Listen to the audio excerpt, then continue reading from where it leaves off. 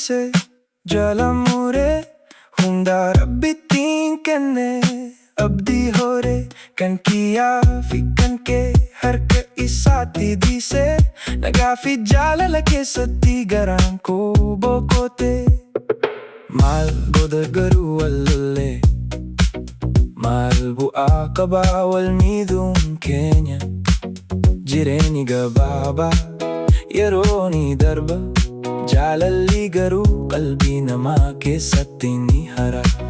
Jaalalli kee hedduuna keessa bulee, aarii fi jibba garaa koo keessa baasee. Dhiifama na barsiise obsaan na guutee, karaa nagaa irratti akka deemu na godhee. Yoo wal hubanne tokkummaa ni dagaaga, yoo wal jaalanne jireenyi ni miidhaga.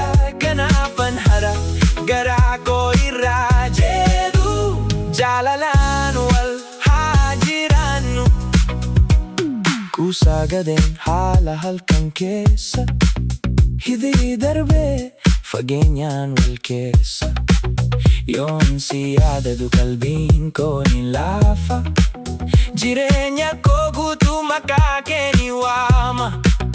Lolli maaliif, nabro maaliif, mee yaa qalbii koo gafii kanaaf haaloo Dhiisee. Kan nu uume nu jabeesse, jaalala qofa nu keessatti haa uume.